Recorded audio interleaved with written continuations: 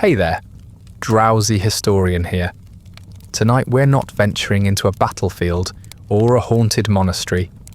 We're marching into something much worse, the bureaucratic death spiral that was Great Wall construction under the Qin dynasty. You're not a warrior, you're not an architect, you're a barely literate farmer dragged from your village by men with sticks and no patience. You'll be handed a shovel, a rock, and a threat, and told you're building a wall to protect the empire. You're not. You're building a monument to paranoia, one back-breaking, soul-crushing, frost-bitten step at a time. And the wall will stand long after your body's crammed into it. Before your hands blister or your teeth fall out from starvation-induced scurvy, go ahead and like the video and subscribe. But only if slow, bitter historical despair is your kind of bedtime story. Drop a comment with what time it is and where you're listening from. I love knowing who else is falling asleep to the sound of involuntary infrastructure projects. Now lie back, close your eyes, and try not to think about your family. You won't see them again. The wall needs you more than they do. You were born somewhere no one visits, to parents no one remembers, in a year no one wrote down. Your village doesn't appear on maps. The elders say it's older than the empire, but the empire doesn't seem to care. Neither does the sky, the soil, or the soldiers. You live between floods and droughts, between lean harvests and leaner winters. You eat when you can. You don't when you can't. No one sings about people like you. No one ever will. You're not special. You don't own land. You don't know your age. You don't read. And no one expects you to. Your life is a straight line. Birth, toil, exhaustion, and maybe a grave if someone's kind enough to dig one. You're not a criminal, not officially, though you've stolen turnips and lied to inspectors. But that won't matter. In this empire, guilt is whatever the state needs it to be. If they call you useful, you carry a shovel. If they call you guilty, you carry chains. Either way, you go where they say. It begins with a sound, hooves on dirt, voices barking names, a soldier's banner flapping like a threat. You and your neighbours gather around the village shrine, squinting at the scroll nailed to the wall. It's covered in neat brushstrokes none of you can read. You don't have to. You already know what it means. It means the emperor wants something again, and this time that something is you. There's no speech, no announcement, just names. Someone reads them aloud, one after another, like listing livestock. Some are read clearly, others mangled beyond recognition. Yours is somewhere in the middle, close enough to be damning. You don't flinch, but something inside you sinks. The kind of sinking you don't come back from. Your mother weeps. Your father stares at the ground, jaw clenched, as if trying not to disappear completely. Your brother offers you half a dried radish. He doesn't understand. You do. You've seen it before. The slow hollowing out of the men who left and never returned. They don't tell you where you're going, just that it's north, or to the wall, or for the good of the realm. You nod because that's the only safe answer. No one ever explains what the wall is, just that it's important. So are sacrifices, yours especially. The next morning you're given a rope belt and a pair of sandals too thin to last a week. If you're lucky, the village smith gives you a cracked shovel or rusted pick. Bring your own tools, the conscription officer says, as if that's a normal thing to ask of someone who shares a blanket with goats. You're told to be ready at dawn. You ask how long you'll be gone. The man laughs, not because he's cruel, but because he's tired of answering that question. You spend your last night lying on a straw mat that smells of mildew, staring at the wooden beams above you. You trace familiar knots in the wood with your eyes, trying to burn them into memory. You hear your brother's breath slow into sleep, your mother's quiet prayers in the next room. You listen hard because you know this is the last time you'll hear them. You think about running, just long enough to realise you have nowhere to go. The mountains are filled with wolves and worse. The rivers are swollen and choked with disease. The empire doesn't lose people. It forgets them deliberately. You'd rather disappear in silence than be hunted down in screams. The soldiers return at first light. They don't knock. They don't need to. They bark, and people come. You do too. You stand in line with the others. The drunk, the sick, the resigned, waiting for someone to count you like sheep. They mark your name on a tablet. You don't recognise the characters. You assume it's something like expendable. There's no ceremony, no farewell. Just a grunt, a gesture, and a path out of the village you've never followed before. The soldier beside you points toward the horizon and says something about glory. You don't ask questions. Questions are dangerous now. So you nod. You adjust the thin strap of your sack. You grip the shovel handle and you start walking. You don't look back. Not because you're brave, because if you see your mother's face one more time, you might drop the shovel and beg her to hide you. And you already know she wouldn't. She can't. You were never meant to matter. Not to the emperor, not to the men reading names, not to the system that devours its own people and calls it unity. You are one body in a list of bodies, and now that list is moving. You fall into step with it, heart quiet, eyes forward, soul already tired. The first day is the hardest because you still think you're going somewhere. The second day is harder because you realise you're not. By the third, your feet have blistered through the soles of your sandals, and the thought of where has been replaced by the more urgent concern of how long. No one answers that. No one even tries. The road isn't really a road. It's a scar across the countryside, carved by 1,000 desperate feet before yours, packed down with misery and whatever bones haven't been cleared. Some parts are stone, but most are mud. Thick, sucking mud that grabs at your steps like it wants you to stay. The men ahead of you stumble. The men behind you limp. Everyone smells like wet cloth and something worse. You stop noticing it after a while.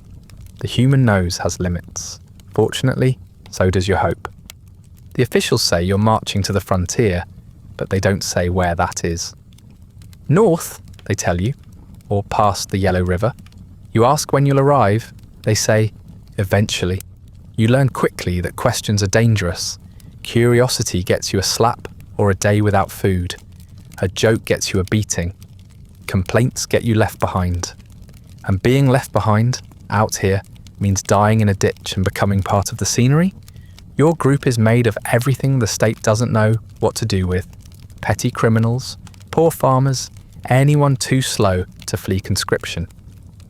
You're not marching with soldiers, you're marching with the forgotten, the lost. Some don't even speak the same dialect as you. It doesn't matter. Pain is a universal language, and out here, it's the only one that matters. You pass villages, but they don't welcome you. The locals watch from behind doors and under thatched eaves, wide-eyed and silent. Some spit, most just look away. You can't blame them. You wouldn't want this curse passing through your fields either. You're not heroes or pilgrims. You're not even people anymore. You're walking cargo, already halfway to rot. At night, the wind turns cruel. It cuts through your rags like knives and leaves your skin raw. The ground is your bed, and the insects are your blankets. You lie close to strangers, not out of camaraderie, but out of desperate need for warmth. Sometimes someone doesn't wake up. You don't ask why. The answer is always the same. Corpses dot the road like milestones. Some are freshly dead, eyes still open, mouths agape in a final scream they didn't have the breath to finish. Others are already part of the dirt, barely recognisable as human. Flies swarm like they've been waiting for you. Birds circle overhead. You try not to look. You fail. Eventually, you stop caring. The first dead man you pass makes you flinch. The 50th barely gets a glance. If you're lucky, the guards let you rest for an hour in the middle of the day. If you're unlucky, they don't. Sometimes they beat someone just to pass the time. You learn to walk in silence. You learn to keep your head down. You learn that coughing too loudly can cost you your dinner. And dinner, if it comes, is usually a scoop of rice porridge and something unidentifiable floating in it. You eat it anyway. Hunger is stronger than disgust. Your body starts to change, not in a healthy way. Your ribs begin to show even if they hadn't before. Your muscles ache constantly. and your joints swell from walking too long on bad shoes and worse terrain. Your toenails blacken, your heels split. You learn to ignore the pain because there's nothing else to do with it. There is no medicine, no salves, no sympathy, only marching. Some men start to hallucinate. They talk to people who aren't there. They see rivers that don't exist. One man runs toward a tree thinking it's his wife. Another tries to eat dirt, convinced it's meat. The guards hit them until they stop, or until they stop moving altogether. You try not to think about what you do when your mind finally cracks. But deep down, you know, it's not an if, it's a when. There are stories whispered at night of whole groups that disappeared in the mountains, of officers who sell sick conscripts to bandits for coin, of training camps where the work kills you faster than starvation. You don't ask if they're true. The truth is rarely comforting. One man says his cousin went north last year and never came back. Another says the dead are buried in the walls themselves and that they'll use your bones as mortar. You pretend not to listen. But the images stick. You cross rivers, climb hills, and follow trails that vanish into fog. Sometimes you see the beginnings of construction. Massive pits, piles of stone, wooden scaffolding hanging like ribs over a mountainside. You realise the wall isn't one thing. It's a dozen different graves, stretched across 1,000 miles. You're not walking toward a monument. You're walking into a process, something ancient and hungry that swallows men whole and leaves nothing behind but shadows. Your dreams turn sour. When you sleep, you see home, not as it was, but as it is now. Unreachable, fading, indifferent. You see your mother's hands, your brother's face, the curve of the hills behind your village. Then you wake, and the wind is howling again, and your stomach is eating itself, and a guard is yelling at you to stand up. You try to remember what day it is. Then you realise that doesn't matter anymore. After weeks of this, your soul begins to flatten. You stop wondering when you'll arrive. You stop wondering if you'll survive. You just walk, one foot after the other. Breathe in, breathe out, endure. That's all anyone is doing, and that's all anyone expects of you now. Not excellence, not effort, just existence until you can't anymore. No one explains what happens when you arrive. No one needs to. The walk is the first test. If you pass, you get the privilege of dying somewhere colder and higher and lonelier. If you fail, you become part of the scenery. Another corpse with a half-eaten face. Another warning to the ones still breathing. You march for the emperor, they say. You march for unity, for glory, for protection. But those are words people with full stomachs use to justify what they do to people like you. You march because stopping hurts worse. You march because they tell you to. You march because your body hasn't figured out how to collapse yet. But don't worry, it will. You don't remember how many days it takes to get there. You've stopped counting. The march has stripped time of meaning. Days blend into nights. Hunger blends into thirst. Your thoughts blur into static. The body just moves. That's what it does now. Walk, ache, survive. Until one day, the road disappears entirely. The dirt path narrows to little more than a goat trail, winding into hills that rise like broken teeth. And you realise you've arrived, not because someone tells you, but because there's nowhere left to go. The air is thinner here, colder. Even in the sunlight, your fingers tremble. The wind never stops. It cuts through your ragged clothing, burning your skin in the morning and freezing it at night. The soldiers say this is the frontier, the bleeding edge of civilization. They say it with pride, like this place is a badge of honour. To you, it just looks like death with a prettier view. You've never seen a landscape so empty, so wide. It would be breathtaking if you weren't busy trying to keep your breath from frosting in your lungs. There's no village here. No inns, no markets, no temples.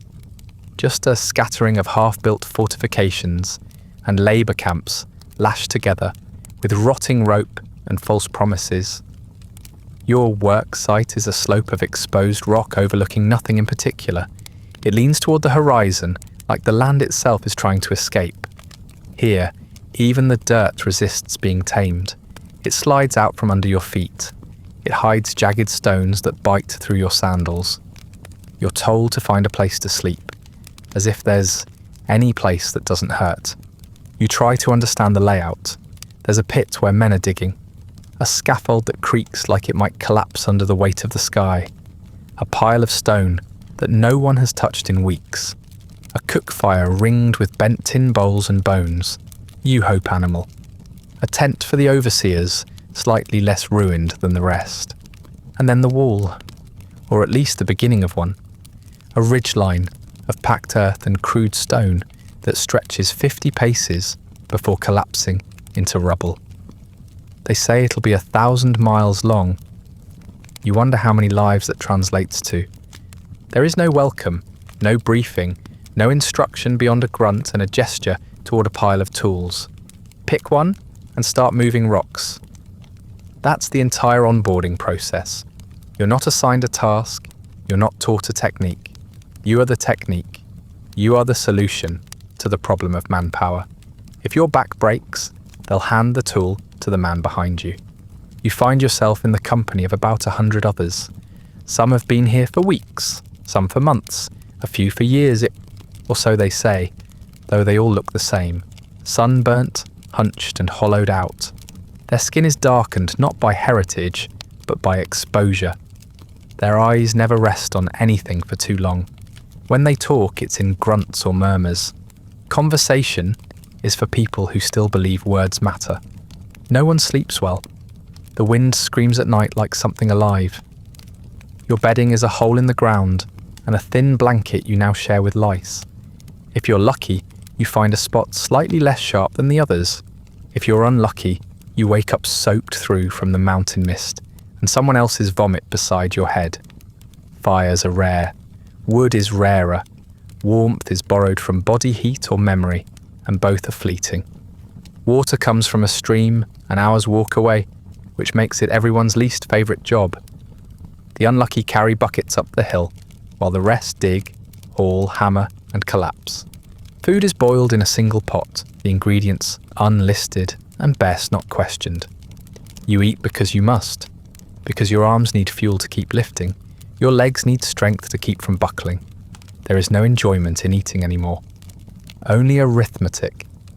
Will this mouthful keep you alive until the next? You're not building a home. You're not even building something meant to be seen. The wall is not art. It is not sacred.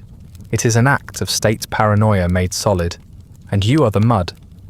Every stone is a reminder that someone somewhere thinks your life is worth less than a slightly higher pile of rock. They say it's to keep the invaders out. You begin to suspect it's more about keeping the people in. Work begins before sunrise and ends when the overseer gets bored. Sometimes that means dusk. Sometimes it means midnight.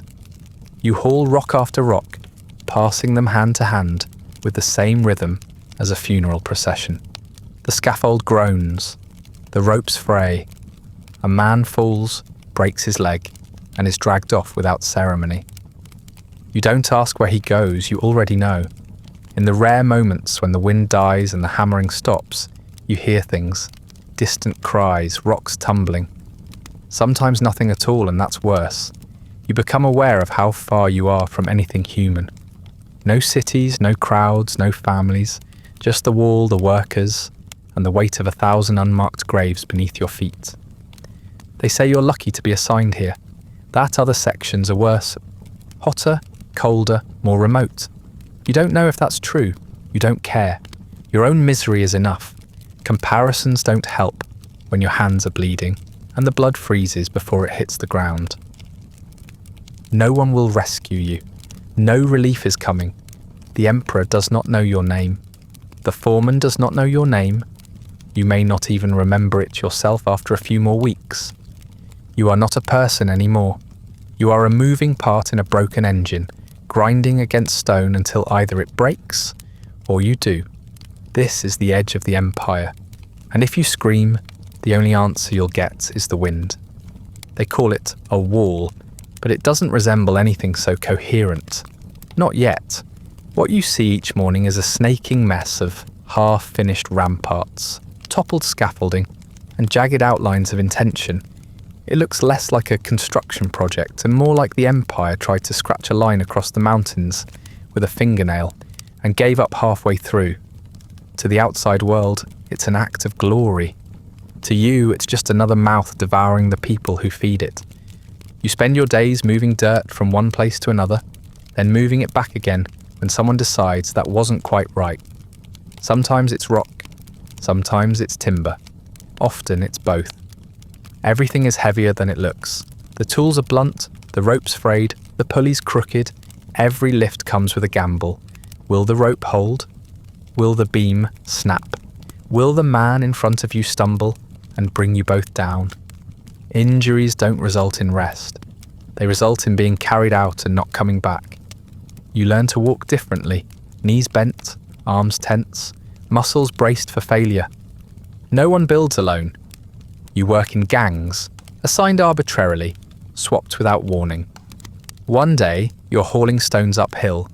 The next, you're tamping earth in a pit that might become a foundation, or might become your grave.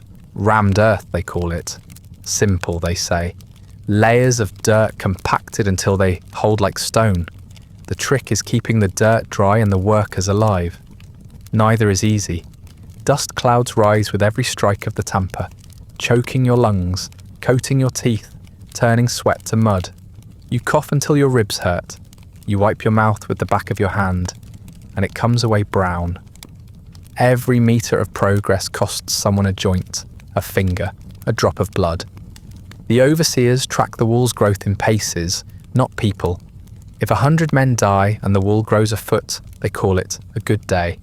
If no one dies and the wall doesn't move, they call it laziness. You begin to understand that your life has weight, exactly equal to how far you can move a boulder before collapsing. No more, no less. There are collapses, too many.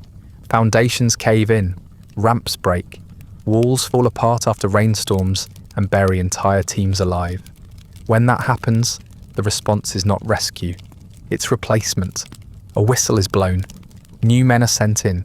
Sometimes the bodies are left in place. It adds to the structure, someone jokes. No one laughs. The truth is too close behind it. You start hearing rumours that the wall is hungry, that it takes people on purpose, not superstition, just weary metaphor passed around like stale bread. Someone says the spirits of the dead press their weight into the stone. Someone else says there's a part of the wall further west built entirely from corpses and clay. You don't know if it's true, but you believe it. Because you're standing on ground that smells like rot, every task is dangerous, even the ones that seem simple. Carrying water over loose stones, passing buckets up a slope, holding a beam steady while someone hammers. You learn not to flinch at the sound of screaming. You learn not to look when someone falls. You don't want to recognize the face, that would make it too real. You tell yourself they were strangers. You hope they were. The wall grows slowly, unevenly, cruelly. It doesn't rise like a building. It sprawls like a wound, stitched by the desperate hands of dying men. Some days you don't know if it's taller than it was yesterday. You question whether it's growing at all or if you're just sinking. But the overseers insist on progress. They walk the length with their tablets, muttering numbers you don't understand, waving their hands at piles of dirt like emperors of entropy. If you try to explain that a section is crumbling, they accuse you of sabotage. If you show them the tools are broken, they accuse you of laziness. If you bleed on the stone, they call it motivation. Your hands are no longer yours. They've blistered into meat. Your back aches constantly. Your legs twitch even in sleep. You smell like dust, blood, and whatever it is that lives in the bedding. You've started waking up mid-motion, dreaming of lifting things you've already lifted. Once, you catch yourself trying to move a boulder that isn't there. Just gripping air and grunting like a beast. No one laughs, they've all done it too. The wall's purpose, if it ever had one, becomes harder to believe in. They say it's for protection, from the nomads to the north, from raiders and barbarians. But you've never seen a raider. You've only seen hunger and dirt and the slow crumbling of men under pressure. Some say it's about unification, a symbol of the Emperor's divine strength. You begin to think it's more about containment, not of the enemy, but of the people. The wall isn't to keep others out, it's to keep you in, to show you just how far the Empire's hand can reach. When new workers arrive, they look confused, apprehensive, still holding on to the idea that this is temporary, that they're serving their time and will return home stronger, prouder. You watch their expressions change over the first week. Hope dries faster than sweat. By the second week, they stop asking questions. By the third, they stop speaking at all. Just another set of hands, moving the wall forward an inch at a time. There's no ceremony when someone dies, just a nod, a motion to drag the body aside, a muttered curse about wasted labour. No funerals, no markers. Sometimes a body is left near the edge of the trench for days, half buried by wind-blown dirt. Eventually, it blends into the earth. You suspect that's the plan. Let the wall consume them one by one until the foundation is made of silence. They say the wall will be seen from the heavens, that it will last forever, that future generations will walk along its spine and marvel at its majesty. You wonder if they'll notice the bones, if they'll feel the heat of the men who bled beneath it, or if they'll just take pictures and move on, never wondering who paid for the view. The wall isn't a structure, it's a graveyard with ambitions, and you are the next offering. You don't remember your last full meal, not really. You can picture food, bowls of steamed rice, roasted meat, warm broth, but it's more like remembering a dream than a memory. You know those things existed once, maybe even tasted them, but now they feel like stories someone else told you. What you eat now doesn't deserve the name. It's not nourishment, it's a ritual, the daily sacrifice of dignity for the hope of another day. Breakfast, if you can call it that, is served just before sunrise. You line up in a crooked formation of rags and ribs, clutching your tin bowl like it's sacred. The porridge is thin enough to see the bottom of the pot, with the occasional fleck of rice bobbing on the surface, like it's drowning. If you're lucky, you'll find a sliver of dried weed or the occasional lump of starch that didn't dissolve all the way. That's how you mark good days now, not by calories, but by texture. There's no choice in any of it. No seasoning, no variety, just the same grey paste, morning and evening, scooped with the same ladle by the same man who stopped looking people in the eye months ago. No one complains. Complaints get you less food. Or no food, or a cracked rib and the same amount of food. So you say nothing. You just swallow. Chew when you have to. Gag quietly when you don't. At first you hope you'll get used to it, that your stomach will shrink, your expectations lower, your hunger become manageable. But that's not how it works. Your body doesn't adapt. It begs. Every hour, every day, it screams beneath your skin, demanding more than this pitiful sludge. You try to ignore it, but it chews at the inside of your ribs. It creeps into your dreams. It rots your patience and your reason. You think less clearly. Your hands shake. You drop tools more often. You stop noticing your own smell. Eventually, your thoughts start revolving around food in ways you didn't think possible. You think about roots, about insects, about whether that thing crawling under your bedding might be edible if you cooked it long enough. You fantasize about stealing, about finding the supply cart and digging your hands into the sacks like an animal. You never do it, of course. They watch the supplies closely. Theft is a punishable offence, and here, punishment means a beating or a burial, sometimes both. You begin to notice the hunger in others. Their eyes linger too long on discarded bowls. Their heads turn at the sound of chewing. One man offers to trade his boots for an extra ladle of porridge. Another offers something worse. The guards laugh. Then they beat him anyway, just to remind everyone where mercy fits on the priority list. just below clean water and slightly above burial space. Desperation makes you creative. You scrape bark from trees and boil it, pretending it's broth. You chew strips of leather from your belt until your jaw aches and your teeth feel loose. You nibble weeds and grass and even try the grey moss that grows near the latrines, until you realise that wasn't moss at all. You vomit for 2 days. You nearly pass out during a shift. The overseer doesn't care. He doesn't ask why your hands are shaking or why your skin looks like parchment. He just tells you to dig faster, or he'll find someone who can. On days when rations run short, which is often, you learn that hierarchy doesn't end with tools. The stronger men, the favoured workers, and the guards get fed first. You're somewhere near the bottom, not quite untouchable, but close enough to taste the dirt. If the pot runs dry before you reach it, you're told to wait until the next meal. That might be hours. It might be tomorrow.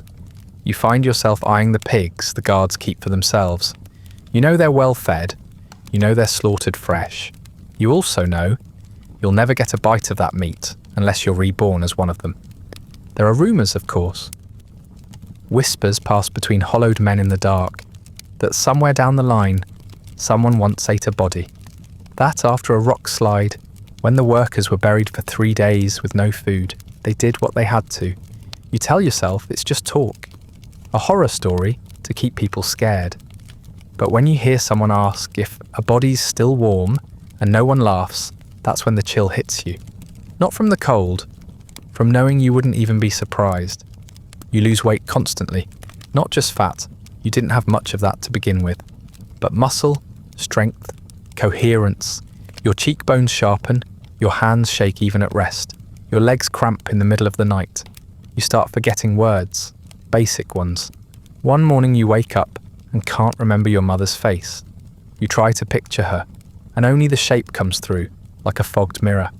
You don't cry. You can't afford to waste the water.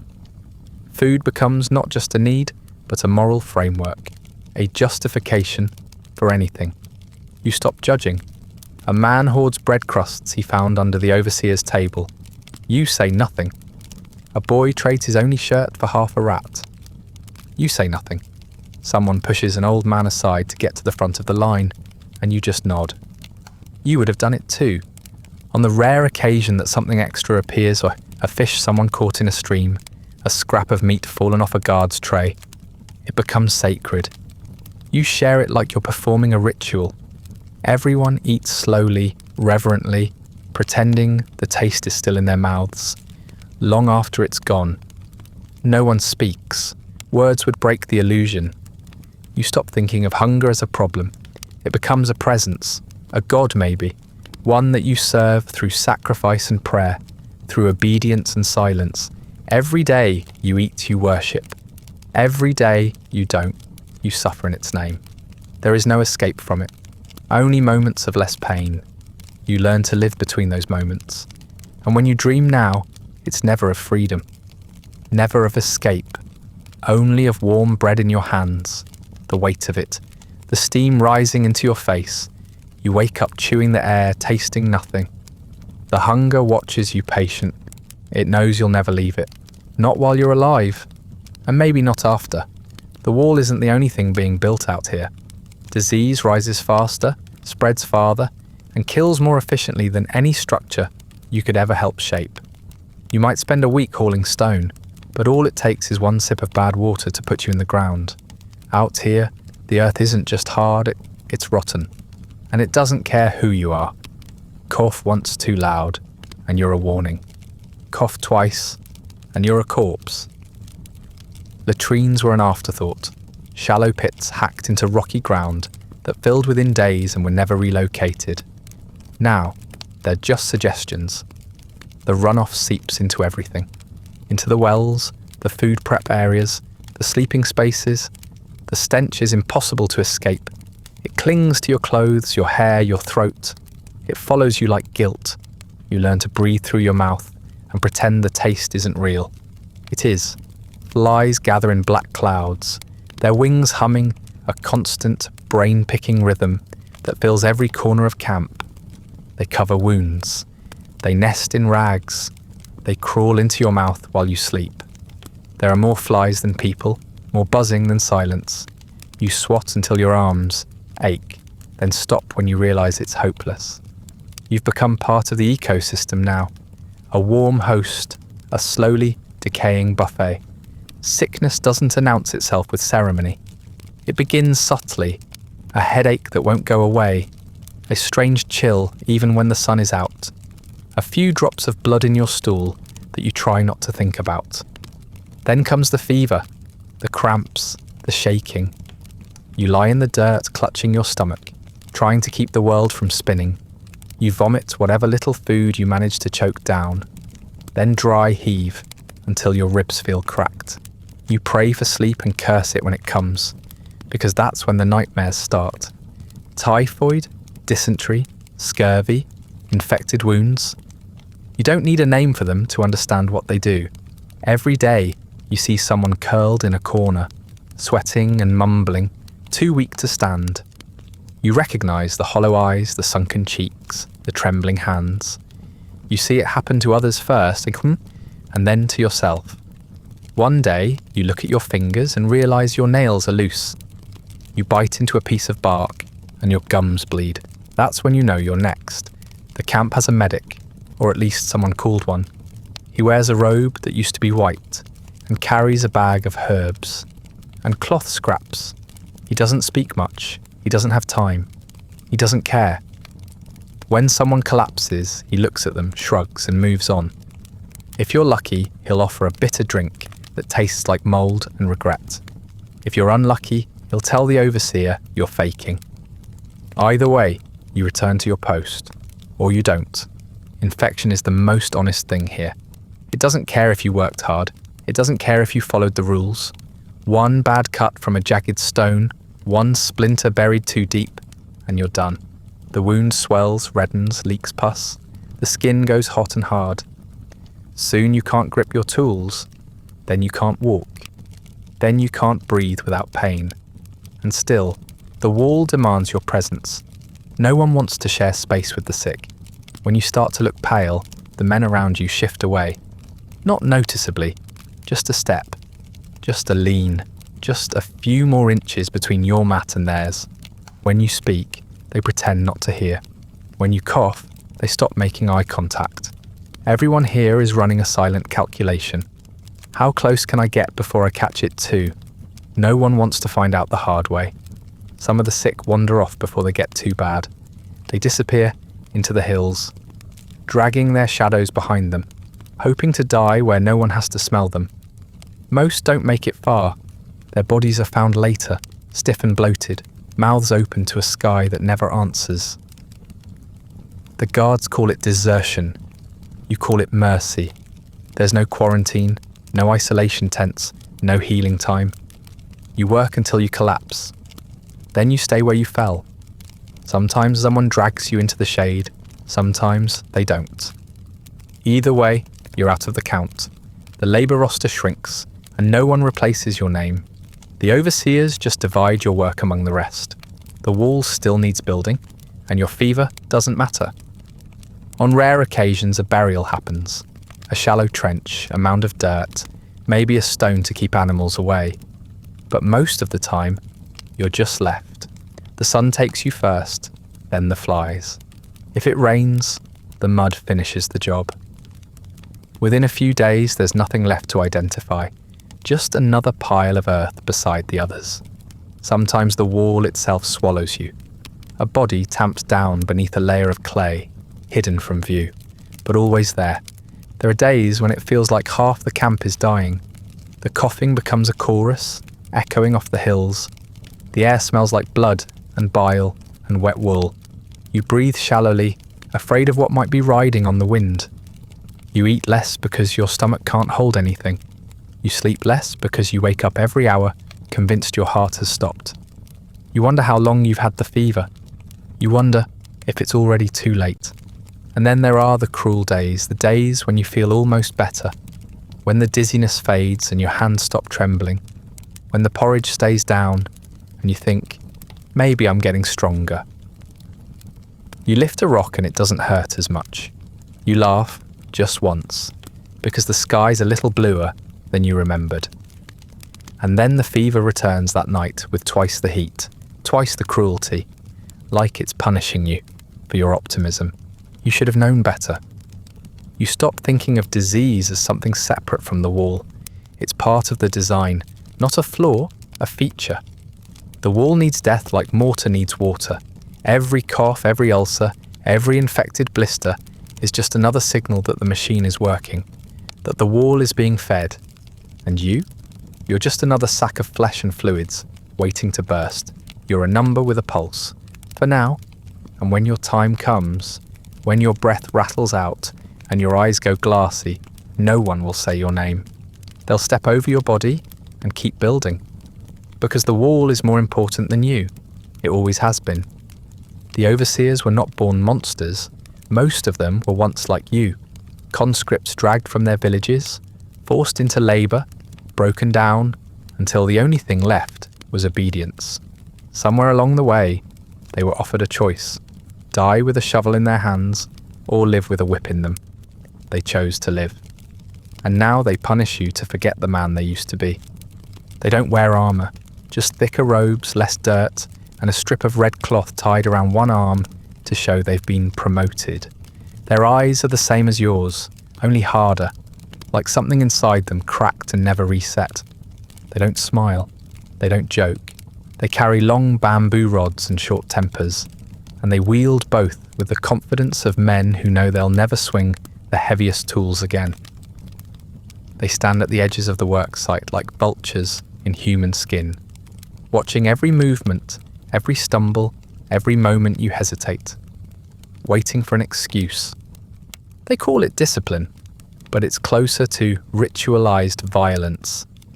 One man drops a stone and is immediately struck across the back. Another collapses from heat stroke and is kicked until he stands, or doesn't. If you try to explain, they say you're lying. If you try to rest, they say you're lazy. If you try to speak up for someone else, they say you're next. The beatings are not punishment. They are prevention.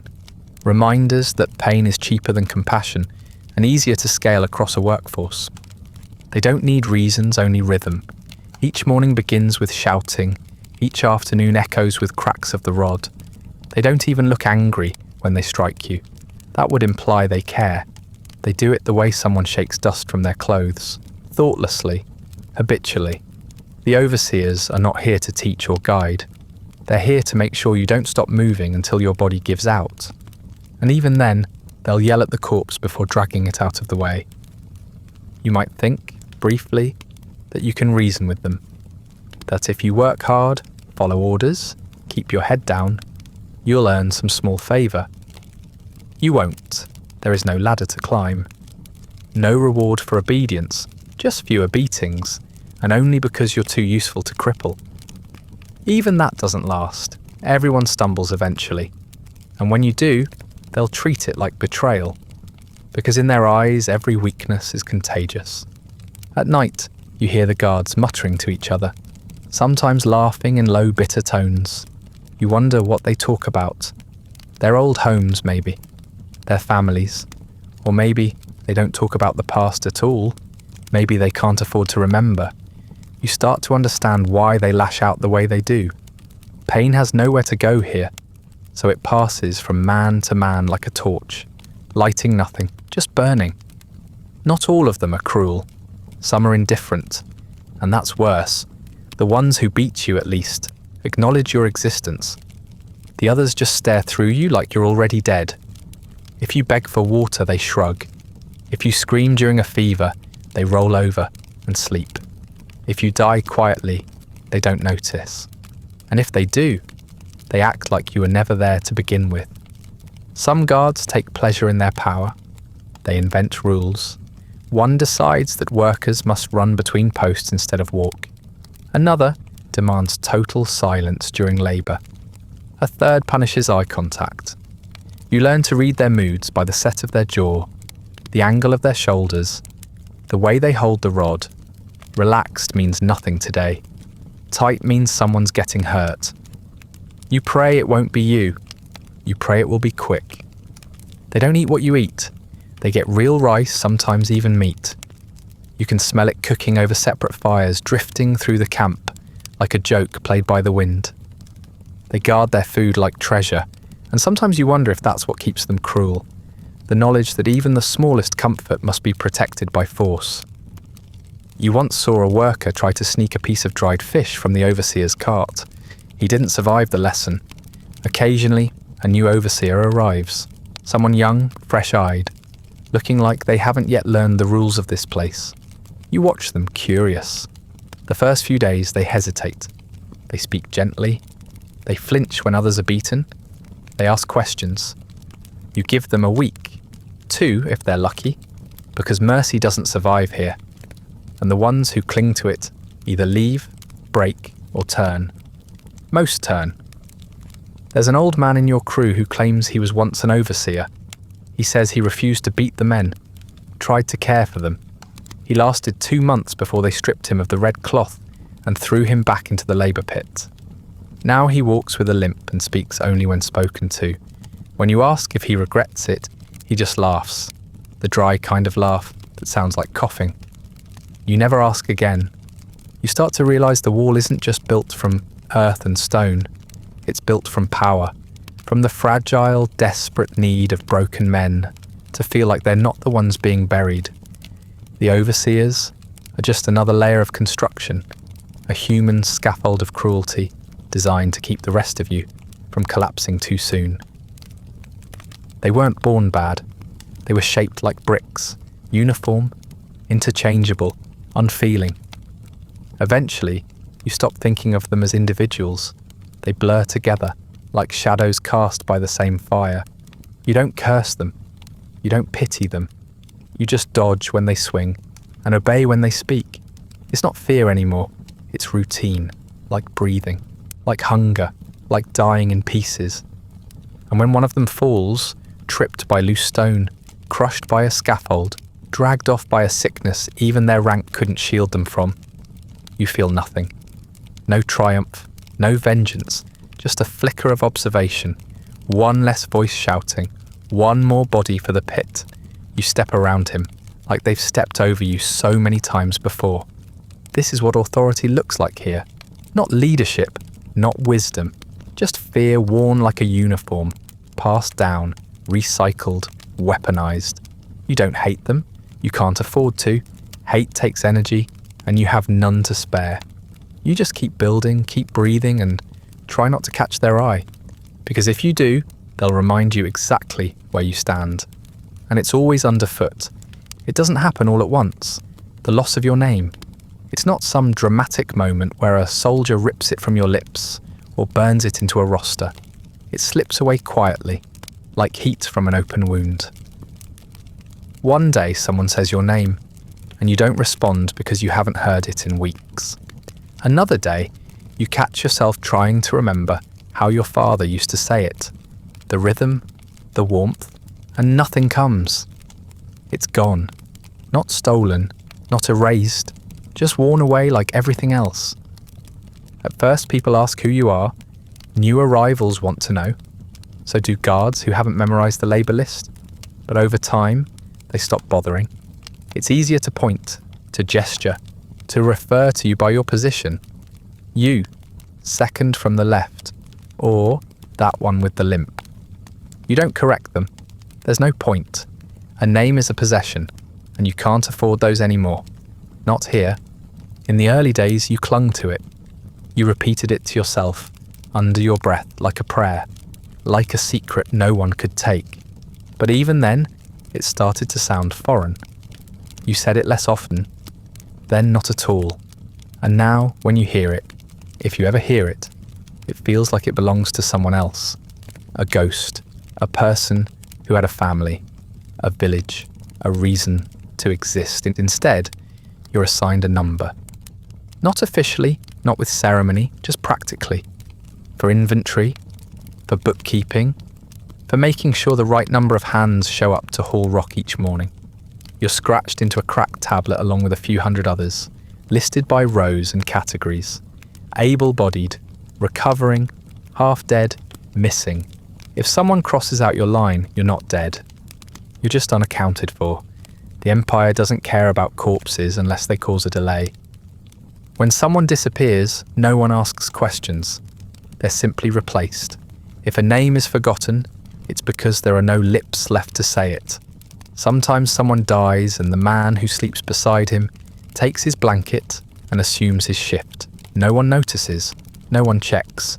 You could be anyone now, and so could they. You all move the same, bleed the same, suffer the same. Identity becomes another luxury stripped from you like warmth, privacy, and rest. There's no individuality here. No voices loud enough to shape space. You eat the same food, wear the same rags, sleep in the same filth. You speak less, even in dreams. When you work, you stare at the same stone and dirt and sunburnt sky, and nothing in that world reflects who you are.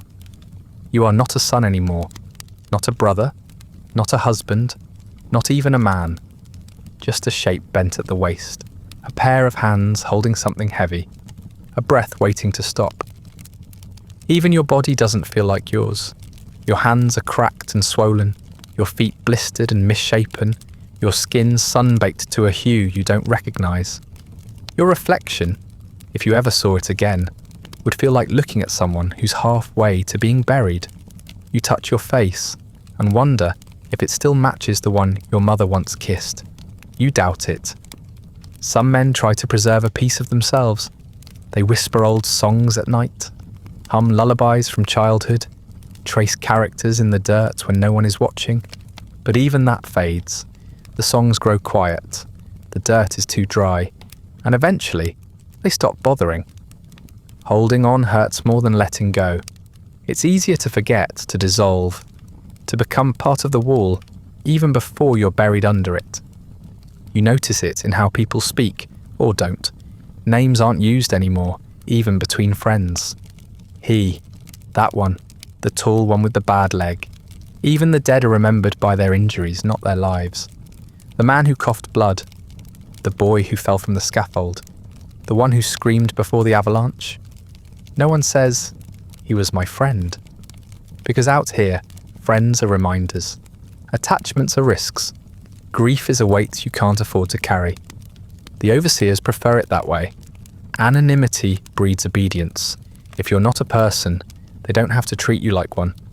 If they don't know your name, they don't have to feel anything when you die. To them, you're just a shifting element in the machine. One more part to be replaced, logged, crossed out, and forgotten. And to the Empire, you are always just that. A number to be used, a body to be moved, a voice to be silenced. When supply carts arrive, they bring no letters, no word from home. No one in your village knows where you are. Maybe they don't even know you're alive. Maybe they think you're already dead. Maybe they assume you were swallowed by the road or consumed by a war you never fought in. And if you were to survive, if you were to walk back into your village one day, would they even recognize you? Would you recognize them? You begin to wonder if you ever truly existed at all. Not in the way that matters. The world out here is stripped of mirrors. No reflection, no echo, no record. When the wall is finished, it will be lined with history, kings' names, generals' deeds, proud proclamations etched in stone. Yours won't be there. Your name won't survive the first winter. Your story won't be carved. Just the outline of a shadow among countless others. You try to remember something, anything, about yourself. A favourite food, a childhood memory, the shape of your sister's voice, but the thoughts come fuzzy, like trying to recall a dream you weren't supposed to wake from. You know those memories exist, somewhere deep inside, buried under layers of dirt and exhaustion, but you can't reach them anymore. The wall is in the way, and that's the part that breaks you. Not the hunger, not the pain, not even the constant threat of death. It's the realization that you are disappearing while you're still breathing. That every day, the wall is taking more than your strength. It's taking yourself, scraping it away bit by bit until nothing remains but habit and motion. You dig not just into the earth, but into the hole where you used to be. When the time comes when you finally collapse or vanish or rot under some unmarked pile of stones, no one will notice. The work won't stop. The food line won't shorten. The ledger won't update. Someone else will take your place, swing your pick, sleep on your mat. Your absence will be no more significant than a breath lost in the wind. And that's how the wall wins. Long before it takes your body, it takes your name. And then it takes the silence that follows. The wall may be your master, but the weather is its enforcer. It works harder than the overseers, is more precise than the punishments, and knows exactly how to break you without lifting a finger. It doesn't scream or threaten. It doesn't demand. It just descends, relentless, patient, and all-consuming. No matter the season, no matter the time of day, the sky has made you its project, and your suffering is the architecture it perfects. In summer, the heat is absolute. The sun rises early and stays longer than it should, baking the mountainside into something uninhabitable by anything with skin. There's no shade, no trees, no shelter. Just the sun, the rock, and you. The stones you carry burn your palms, even through cloth. The ropes sear into your shoulders. The very air feels heavy, thick with dust and sweat, and the faint scent of things decomposing faster than they should. You drink what water you're given, warm, metallic, and never enough, and feel it sweat back out of you within minutes. You learn to move slower in the heat, not because you're lazy, but because speed kills. Too much effort, and you'll collapse before midday. Too little, and the guards assume you're faking and make an example of you. The trick is to work just fast enough to avoid attention and just slow enough to survive. But there are days when even that balance fails. You watch strong men faint, their heads cracking against the stones. You see lips split open like dry parchment. One man screams when his boots stick to the baking dirt and tear the skin from his feet. No one helps him. What could they do? Your skin blisters. Then it peels. Then it burns again, beneath the new layer, raw and angry. You stop caring what you look like. Vanity dries up with the sweat. Your clothes cling to you, soaked through by midday, then stiff with salt by evening. You sleep with your mouth open just to pull in slightly cooler air, and wake with a tongue so dry it feels like paper. If you're lucky, the night brings a little wind, but it carries dust, and it scours your eyes like sandpaper. You wake every hour to cough and spit out mud. When the rains come, they come in bursts, sudden, heavy, and furious. They don't cool you down. They don't clean you. They just turn the ground into sludge and the air into steam. You slip more often. You fall. You ruin what little bedding you have. Sometimes the camps flood, and you wake floating. One man drowned in his sleep, face down in a puddle that hadn't existed the night before. No one was surprised. No one moved the body. The rain did that for us. Then the season turns. You think maybe winter will be better, that the cold at least might numb you. But the cold doesn't numb. It invades. It seeps into your bones, curls around your lungs, waits under your fingernails. The wind slices through your rags, as if you were naked. There is no warmth, not even in your own breath. You huddle with others at night, desperate for body heat, but still wake with ice on your eyelashes and frost on your lips. Some men don't wake at all. Your fingers go first, you try to keep them moving, keep the blood flowing, but they stiffen by midday and turn grey by dusk. You lose the ability to grip tools. You drop stones you meant to carry. You get slapped for it, but the pain feels distant, as if the cold has hollowed out your nerves. Then come your toes. Your boots fall apart, the soles split, and the ground sucks the warmth out of you with every step. Some men wrap their feet in scraps of cloth. Others just stop feeling them altogether and walk until the black spreads far enough that a medic finally cuts the toes off. He doesn't use a blade, just a chisel and a hammer. Frostbite becomes a rumour passed in whispers, like a ghost that lives in the camp. No one speaks of it loudly, as if acknowledging it would make it worse. You see the signs though, the missing fingers, the swollen hands, the men who work one-handed, clumsily, refusing to explain why. When you ask, they look away, not out of shame, but out of understanding. What happened to them is already happening to you. The cold changes how you move. You shuffle, you stoop, you keep your arms close to your sides, not for modesty, but to preserve what little heat your body can make. The ground freezes overnight, and you chip away at it in the morning like your mining stone. Your joints crack with every step. Your breath hangs in the air like a threat. The wind never stops. It howls through the canyons, over the ridgelines, down your collar and into your chest. It bites the insides of your ears. It scrapes your face until the skin feels raw and shiny, like something peeled. And then there's the in-between, the days that swing wildly from boiling to freezing, from dry to flooded, from calm to catastrophic. The days when you wake sweating and go to bed shivering, when the sky can't decide which form of cruelty it prefers, so it tries them all. Lightning storms that crack the heavens open, sudden gales that knock scaffolding to the ground, hailstones the size of a soldier's fist. You learn to listen to the sky like you would an angry master, always on edge, always guessing what might set it off next. The wall does not care about the weather. The work never stops. There's no such thing as a weather delay. If it rains, you dig through mud. If it snows, you clear ice with your bare hands. If the sun bakes the ground until it cracks open like a dry wound, you keep hauling rocks. They'll only stop you when you collapse, and even then, only long enough to drag you aside and point someone else at your place. You stop expecting relief. You stop hoping for clouds on hot days and for sun on cold ones.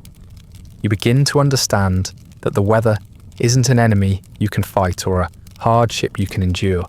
It's part of the system, just another layer of punishment designed to grind you down. One that never gets tired, never makes mistakes, and never looks away. And eventually, you stop looking up at the sky at all, because it's always watching you, and it never, ever blinks. At some point it becomes clear that you're not here to build anything that will outlast you. You're not laying stones for the glory of an empire or to shield a grateful populace. You're not shaping history. You're just shifting dirt until you disappear beneath it. Every swing of your pickaxe, every stone you pass hand to hand, is a rehearsal for your own burial. The wall rises, yes, but only because you and everyone around you are sinking under it. They say this is a sentence, that after a set number of years, you'll be released, that your duty will be fulfilled and you'll be allowed to return home. Maybe they believe that in the cities, far from the frontier, but out here, among the coughing and the dying and the nameless, everyone knows better. No one leaves, not unless it's in pieces, not unless they're carried out or buried where they fall. Finish your sentence is a joke with no punchline, just a shovel and an open hole. You've seen it enough times to stop doubting. The man next to you works like a machine for weeks, stoic, silent, strong, and then, one morning, he doesn't get up. No cries, no drama, just stillness. The guards don't pause, they don't check his pulse. 2 men are ordered to drag the body to the edge of the trench. No one marks the spot. No one says a word. The next day, there's fresh soil over that area, and another section of wall tamped smooth like nothing ever happened. Some of the workers whisper that bodies are being used in the foundation, that the earth is packed not just with clay and straw, but with bones. You don't argue. You've helped haul soil that smelled too sweet to be just rot. You've touched mortar that squelched a little too wet. You've seen scavenger birds pecking at places that were supposed to be sealed. The wall doesn't just demand labour, it demands flesh, and once it's taken yours, it doesn't give it back. You start to look at every section differently. You wonder which parts are still breathing, which stones rest on chests that once rose and fell beside yours. You don't need proof. The wall speaks for itself. You just have to listen to the silence in between hammer strikes. the way the ground gives slightly beneath your feet, the way some layers settle too quickly, as if filled with something less dense than stone. There are no formal burials, no markers, no names carved, not even a pile of stones to remember someone by. If you're lucky, your body will be dragged away from the main path, out of sight, where the flies won't distract the workers. If you're not, you'll stay right where you fall until the work pushes forward enough to cover you. The dirt will collapse into your open mouth. The dust will choke out the last of your scent. The wall doesn't mourn, it absorbs. No one prays over the dead anymore, not because they don't want to, but because it invites attention. Saying a few words could be seen as slacking, or worse, as rebellion. It reminds people that the one who died had a name, a story, a family, that he was more than a pair of hands. And that kind of thinking is dangerous. It makes the pain real. So when someone dies, the men nearby just pause for a moment, glance once, and return to the rhythm. The wall doesn't stop for grief. Sometimes you wonder what would happen if everyone stopped at once. If all of you, in a rare moment of unity, refused to keep going, refused to feed the machine. But that's fantasy. You know better. The fear is too deep, the punishment too swift, and the hope too far gone. So instead, you keep digging. Because as long as you're moving, at least you're not the one being buried. Not yet. The tools are brutal. They don't break cleanly. When a pick slips, it maims. When a rope snaps, it crushes. You've seen skulls split open like melons, limbs twisted backward, ribs caved in from falling loads. The wall doesn't need saboteurs or accidents. It only needs gravity and exhaustion. The rest takes care of itself. And when the injuries come, and they always come, there's no healing, no recovery. You don't get time to rest, you just get replaced. Sometimes, during a rare quiet moment, you catch yourself doing math. How many men work this section? How many hours are lost to illness? How many die each week? How many more it would take to finish? But the numbers never add up. Not because you're bad at counting, but because the answer is always the same. More. More bodies, more hands, more faceless labour to feed the wall's appetite. The wall wants everything, and it always wants more. You don't even fear death anymore. You fear dying poorly, falling between stones and getting wedged where no one will bother to pull you out. You fear being trampled as the line moves forward. You fear being mistaken for someone else and buried in his place. Death isn't the enemy. Oblivion is. Not just being gone, but being so thoroughly erased that no one even remembers you were erased. Sometimes, in the dead of night, when the wind dies down and the stars stare unblinking above you, you think about home. Not because you believe you'll return, but because it's the only part of you the wall hasn't swallowed yet. You try to recall the smell of steamed rice, the sound of your brother's laughter, the way your mother's hand felt when she brushed dust from your shoulders. But the memories grow quieter each time. The wall is loud, it drowns them out. You're not a builder, you're a placeholder, a unit of time and effort. Your body is what gets the stones from one place to another. Your bones are what will hold them in place when you fail. You don't shape the wall shapes you, blisters your skin, hollows your eyes, bends your spine. You were human once, now you're raw material. They'll say, long after you're gone, that the Great Wall was a triumph of civilization, that it protected the empire, that it was worth the cost. But they'll never tally that cost honestly. They'll count the stones, not the skeletons. They'll trace the length, not the blood that seeps from its foundation. Tourists will walk across it, smiling for paintings and poetry, never hearing the screams that built it. And maybe, when the last stone is placed and the last conscript falls, the wall will stand in silence for a moment and remember what it's made of. But you won't be there to see it. You'll already be a part of it. One more layer of dirt beneath its endless stretch. One more whisper pressed into the mortar. Because you were never building a wall. You were digging your grave. At some point you lose track of time. You stop marking the days because there's nothing to mark them with. No calendars, no festivals, no seasons that matter except hot and cold, dry and wet, bone splitting and skin melting. The wall rises, the work continues, the sky changes colour, and your body follows its cues like an animal trained to move between suffering and sleep. Days become months, months become years. Or at least, you assume so. You don't remember anymore.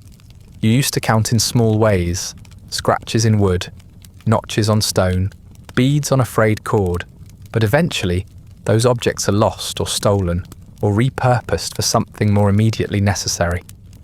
Now you count in steps, in loads carried, in bruises that fade and bruises that don't. You know how many breaths it takes to get to the top of the scaffold, how many heartbeats pass between sunrise and soup, but you don't know how long you've been here. And when you try to guess, your head starts to ache like it's rejecting the very concept of memory. You no longer remember the face of the man who first assigned you your place. You're not even sure if he's still alive. New overseers cycle in all the time, indistinguishable, except for the volume of their voices and the speed of their rods. New workers arrive, some young, some older than you'd expect, none of them prepared. You try to help them at first, offer a tip, warn them to pace themselves. Eventually, you stop bothering. Most don't last long enough to learn. Your old village fades from your mind, like a dream dissolving with the morning sun. You used to picture your mother's hands, your brother's smile, the sound of wind through the trees behind your home. But those images grow weaker each time you reach for them.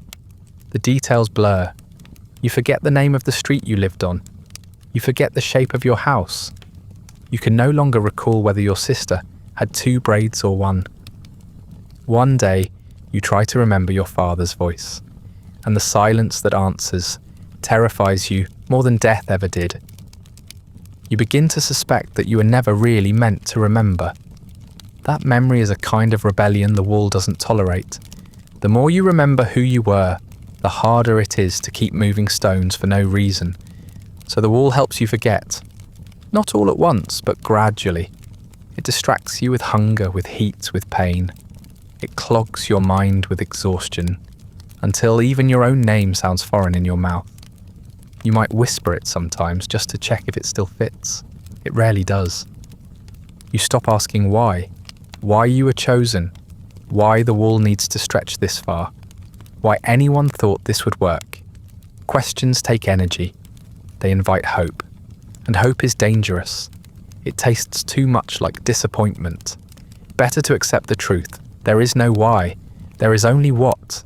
The next load, the next shift, the next dry scoop of porridge, and the next night of sleep stolen by wind and fever. Purpose isn't real. Survival is. You've seen men break, not their bodies, but their minds.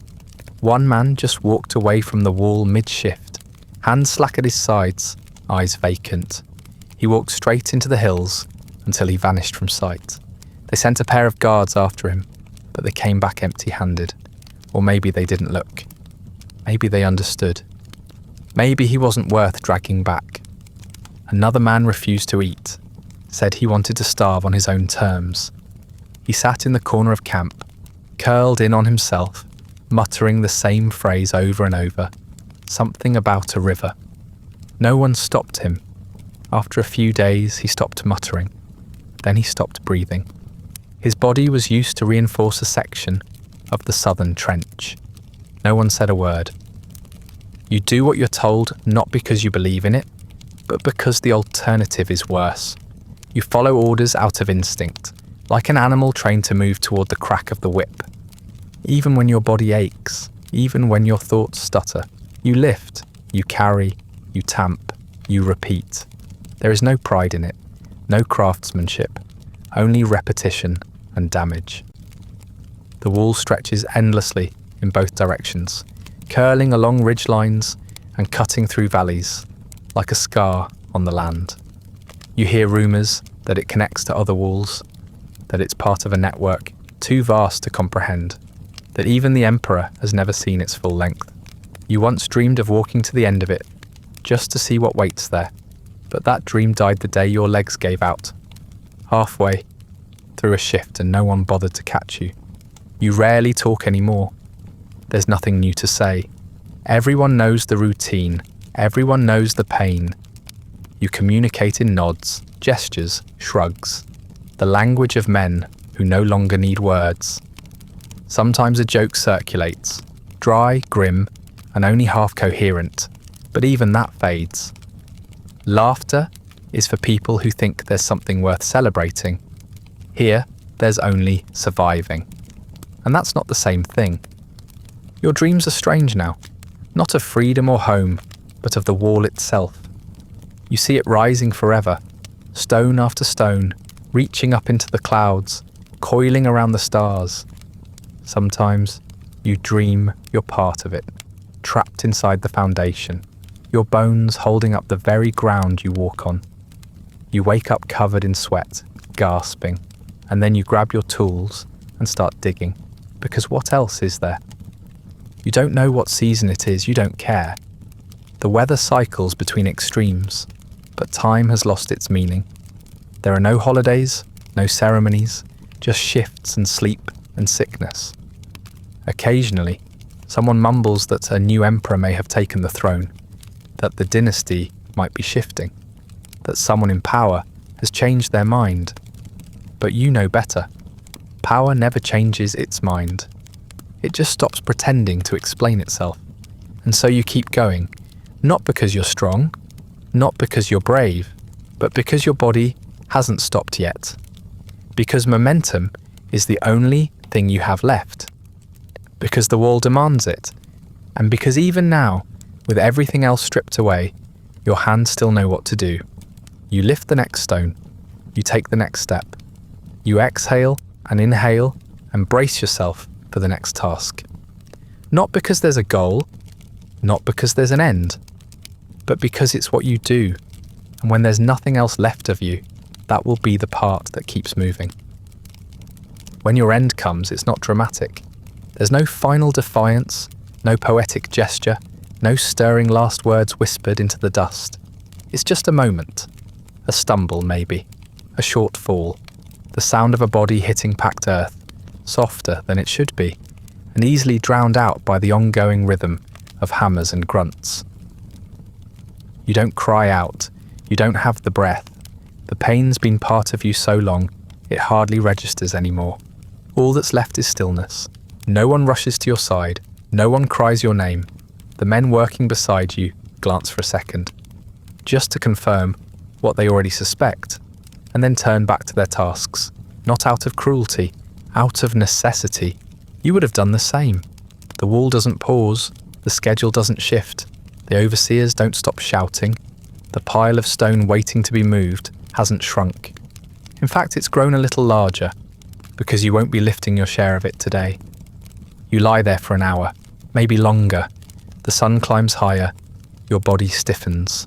The flies arrive before anyone else. Eventually, someone gives a nod, and two others drag you to the side of the path, off the edge of the construction zone. They don't say anything. There's nothing to say. You aren't a person anymore. You're just something in the way.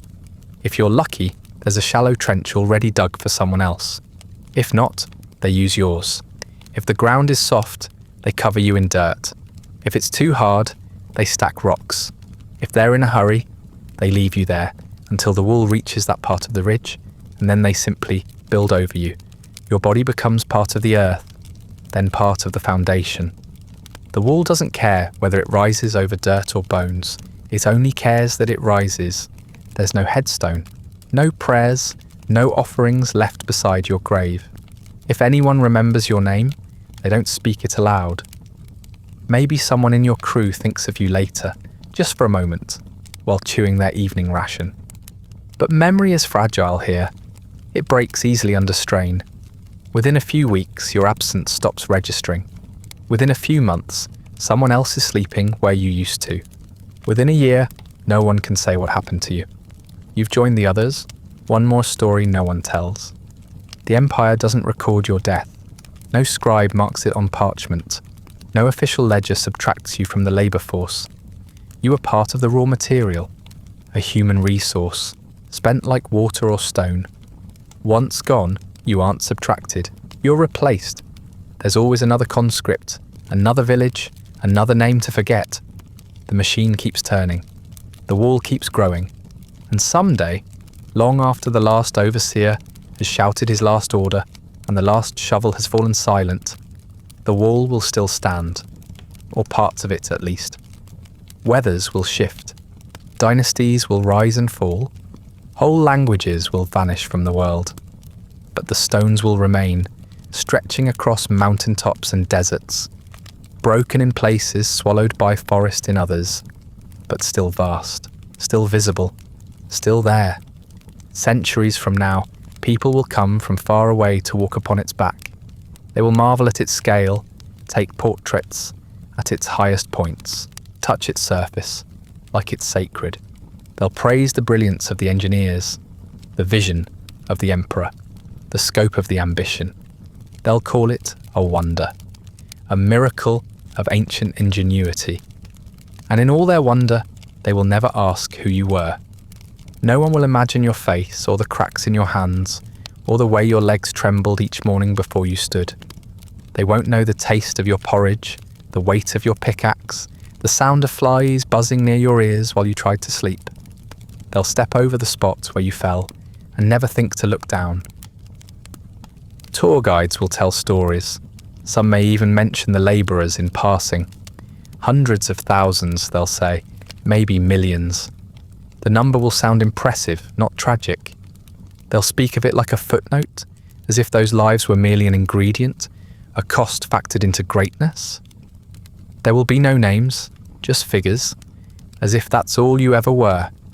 They won't know how it felt to work until your joints screamed, to dig in frozen ground with your bare hands, to watch your friends die and not have time to mourn them. They won't know the smell of infected wounds, the taste of bark chewed in secret, the silence that follows a beating no one dares interrupt. They won't understand that the wall isn't a monument, it's a tomb. You will become myth, a shadow folded into the mortar, a rumour that tourists repeat as they smile for the camera. They say bodies are buried in the wall, someone will whisper, like it's a ghost story, like it's something too far away to be real. And the others will nod, amused and fascinated. Then they'll take a group photo and move on. You won't be remembered, not by name, not by deed. The world will change without you.